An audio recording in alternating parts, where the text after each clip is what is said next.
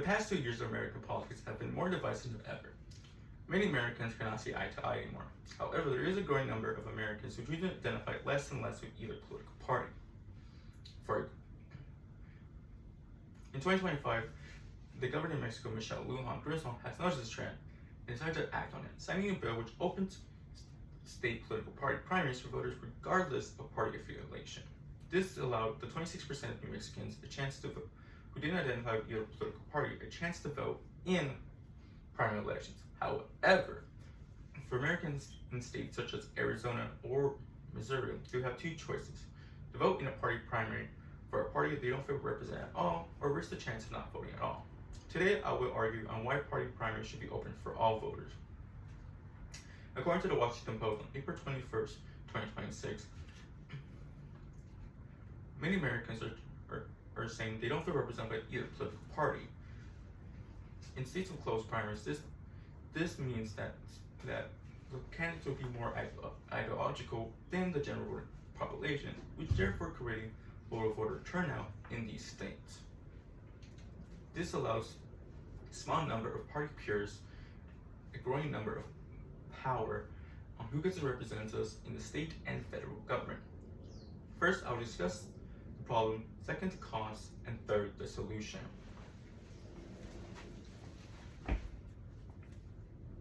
The first type of problem is unrepresentative candidates. According to Unite America, September 12, 2025, states with closed primaries produce candidates who are more on the more far end of the political party spectrum.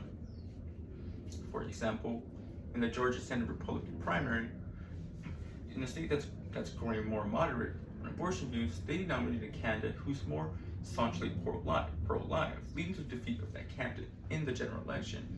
And for another example, in a congressional primary for Oregon, the Democratic Party in that district nominated a more progressive candidate.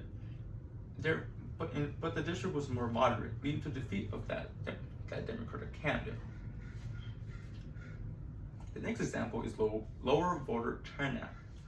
According to Emerald Insight, on November 27, 2024, state party primaries usually get lower voter turnout than usual, but states with closed primaries get even lower voter turnout.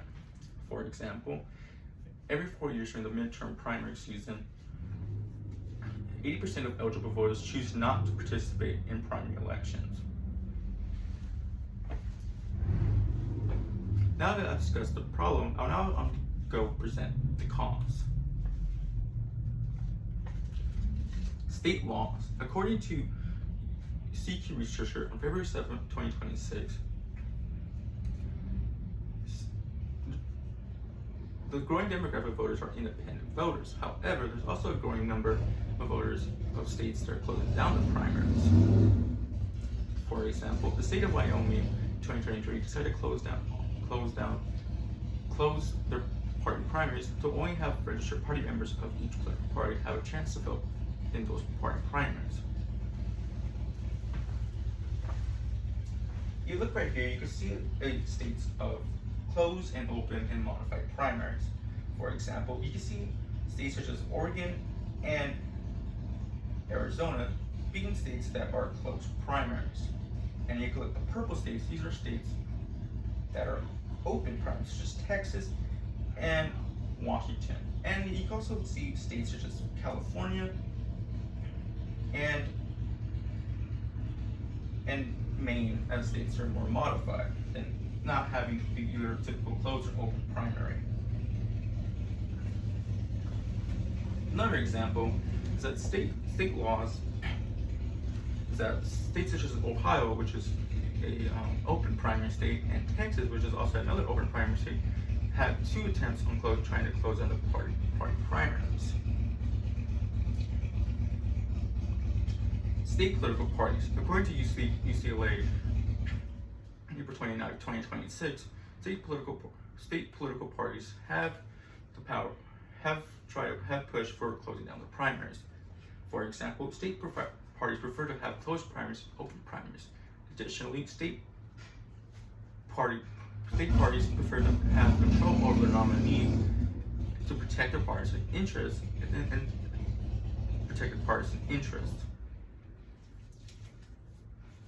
Arguments of the opposing side that tend to prefer closed primaries to open primaries. Political parties and state and party peers prefer to have closed primaries due to a lot of things. For example, they prefer to have closed primaries to protect partisan interests. Another example is to make sure the voter is a true party member instead of a freeloader. And additionally, state political parties argue that state political parties are closed organizations instead of open organizations. However, the refutes to this argument is that the growing demographic of voters aren't party registered voters. Instead, they're actually independent voters, such as the 45% of Americans who choose to identify as independent and true party members. Another example is that state political parties aren't private. Primary elections are funded by taxpayer money. Now that I've discussed the cause, I will now go on to present the solution. The first type of solution is societal, and according to the University of Chicago, in July of 2025, states can rewrite the laws of the primary elections. For example, states could have the top two system. In states such as California and Washington.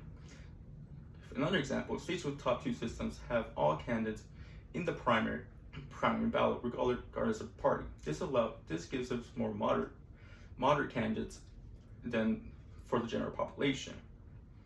Another type of solution actually is individual. According to Forbes in January 26, 2026, you have the right to share your opinion on primary reform, such as voting in ballot initiatives and answering polls and support for reform of primary elections.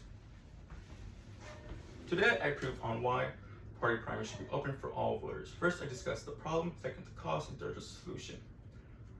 For the residents of New Mexico, they now have a new voice thanks to open primaries and will no longer be represented by candidates who don't represent them at all. Now they'll have a chance to have a government represented by them thanks to open primaries. Thank you.